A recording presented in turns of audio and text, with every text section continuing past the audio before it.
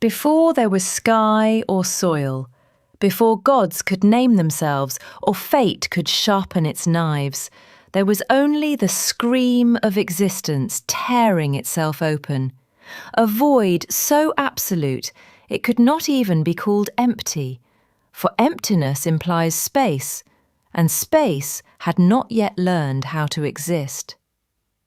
In that black, immeasurable nothingness, fire and ice did not oppose one another. They collided blindly, violently, without purpose, and from their impact, reality began to bleed into being. This is not a gentle creation myth, not a tale of harmony or intention, but the story of how the 9 worlds were born through pressure, contradiction, and inevitability, forged in a cosmos that did not ask whether it should exist, only whether it could endure. At the heart of all things lay Ginnungagap, the yawning abyss where Muspelheim's devouring flame met the grinding frost of Niflheim. And in that collision there was movement, and where there is movement, there is consequence. The ice cracked, the fire hissed, and from the melting rime emerged the first shape that could be called alive, Ymir, the primordial giant, not a god, but a force, a being whose existence was an accident of cosmic violence. With him came the cow Audhumla, whose milk sustained him, and whose licking of the frozen stone would uncover something far more dangerous than hunger: the first gods. From the ice emerged Buri, then Bor, and from Bor came Odin and his brothers, not born into a finished universe, but into a battlefield of raw creation.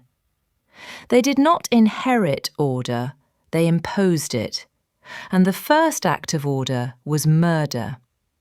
Ymir's death was not a moral choice, but a structural one, for his body was too vast, too chaotic to coexist with a universe that wished to continue. From his flesh came the land, from his blood the seas, from his bones the mountains, and from his skull the sky, a dome held aloft by dwarves whose names would become directions, binding reality into orientation and meaning. With the shaping of the corpse came the first borders, and borders are the beginning of worlds.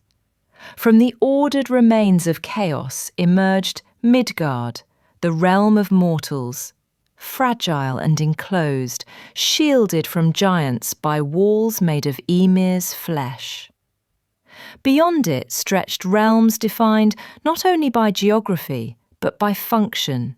For the 9 worlds were not places alone, but principles given form, each necessary, each dangerous, each incomplete without the others. Asgard rose above, a realm not of perfection but of responsibility, where the gods would dwell, knowing that their power bound them to the fate of all below. Vanaheim existed alongside it, older in spirit, rooted in fertility, cycles, and exchange rather than domination. And the tension between these divine philosophies would one day erupt into war, proving that even gods born of order are incapable of escaping conflict. Below and beyond lay realms untouched by comfort or balance. Jotunheim remained wild and hostile, a reminder that chaos was not destroyed with Ymir, but merely exiled, waiting, patient and eternal. Niflheim persisted as cold and decay, while Muspelheim burned unrestrained, each holding the memory of creation's first violence, each destined to return when the cosmos could no longer contain itself.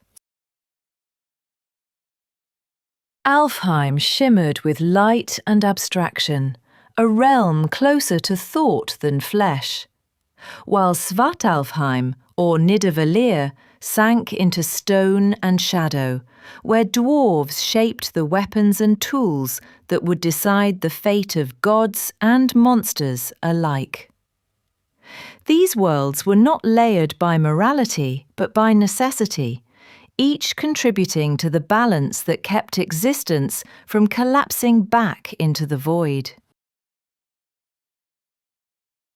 And beneath them all lay hell, not a place of punishment, but of consequence, where those who died without glory or prophecy would fade into quiet inevitability.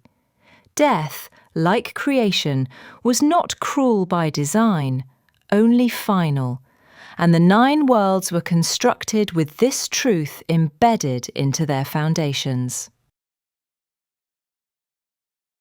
Yet even as the worlds took shape, their end was already written. For creation born from violence cannot escape violence forever. The same forces that forged the cosmos ensured its eventual destruction.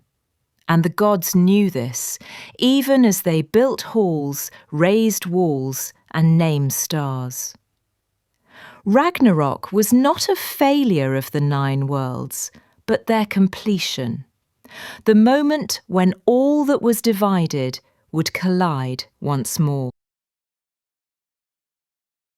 Thus the birth of the 9 worlds was not a triumph, but a sentence, a declaration that existence would persist only so long as its internal tensions remained unresolved.